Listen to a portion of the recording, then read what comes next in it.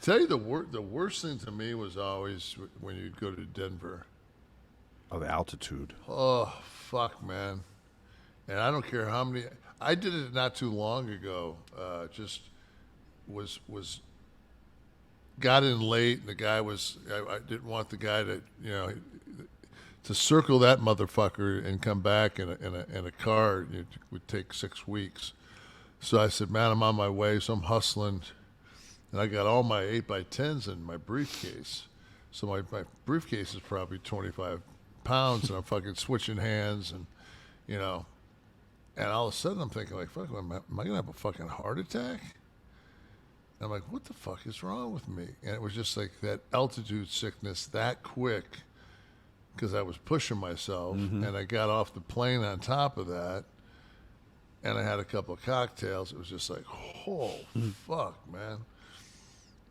But If you play for the Broncos, do you ever just get used to it, or you just yeah, I would have to say that like if you're in one of the Nuggets, that's got to be a huge home court advantage. right? I mean, think about it. When Mexico City, like and then they go to Colorado Springs, which I think is another 2,000 feet higher than Denver for the Olympic training grounds. Yeah. I wrestled Hunter on, well, I think it was on Raw for like 20 something minutes in Colorado Springs, and then got out of there, flew to LA, had a body cast made of myself for the Punisher, went and trained legs, got on a plane, flew to fucking Sydney, wrestled in Sydney, had dinner with Sean in his room the night after the matches, went to walk across the fucking lobby to the next town, Melbourne, and fucking passed out just flat in the fucking middle of the, and had all these tests done when I came home, and they said you basically they'd found a lot of young CEOs and a lot of young investment people that just basically had pushed so hard, and your body runs on a synapses, electrical synapses in your brain. He said basically you had a brownout. He said Wow. you just had a brownout. I said, Is that the only time that happened to you? one other time, but I think somebody put something in. I was at Buck Subhoff, so I was just fucking hanging out. And I was gonna say you're at the baseball game, sitting behind home plate, maybe. Brown out. yeah, brown eye. But no, that's the only time I've ever had that happen. Okay, VT asks, says, love the show. I started going back to the gym, inspired by Kev. You have a unique view, having played pro ball and wrestled. Did you ever meet Bo Jackson, Deion Sanders, or others who did two sports at once? Will we ever see that again? I had, I've seen Bo quite a few times because we're all Dr. Andrews' disciples. Dr. Andrews has put all of us back together again. And he was the one that basically saved Bo's hip and allowed him to play baseball after the injury with the Raiders. But I saw Bo not too long ago in one of the Sky Lounges, and we were sitting up there and we were watching golf. And it was a Sunday, and this guy sat down next to him, and he said, Herschel fucking Walker.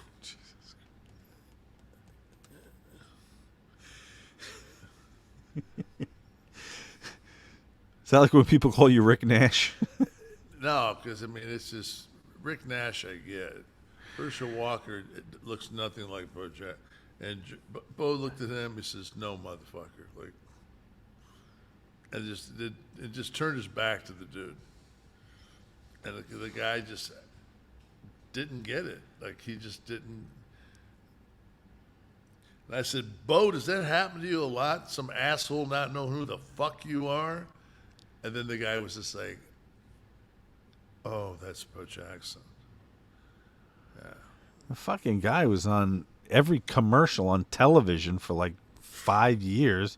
That whole Bo Knows campaign it was Nike, right? Herschel didn't fucking The only thing Herschel got was that sweet ass run as a fucking senator up there in Georgia. I'm assuming that hadn't happened yet when you're talking about this. This No, thing. no. Herschel Walker, Jesus Christ. I didn't think that. I don't think that Bo thought that he was in the same vicinity as. But when was the last time we had somebody do the dual sport thing? Was it Dion? Oh, let me think.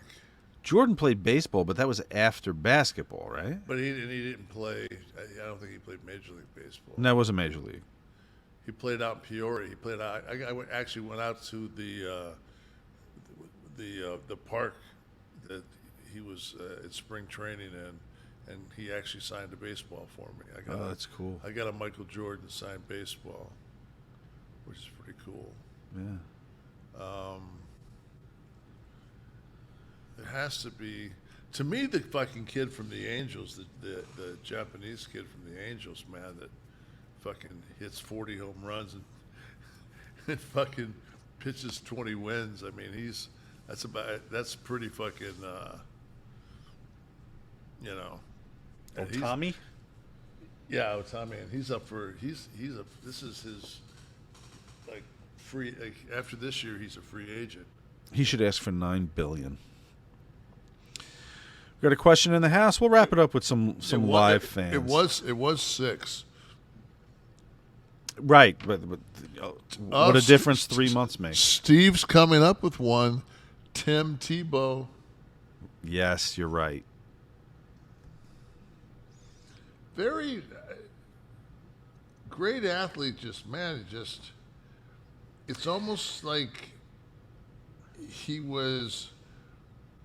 If he would have gotten some trouble, like if he wouldn't have been like going to fucking, you know, doing things with Christians. Well, he was religious, and yeah, like it's almost like if just like a small, like, you know, concealed weapon fucking violation, just anything, you know. his agent should have. He needed Buck Zumhoff's agent. Is what he needed. Or I think the boom box alone would have changed his complete perception. Let's get some local fans in here. Our friends from ad-free shows.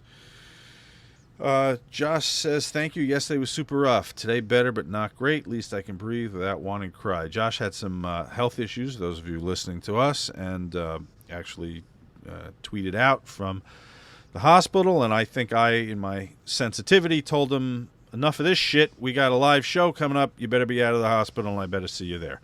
And I'm happy that we did. Josh is here. Come hither. What else we got here?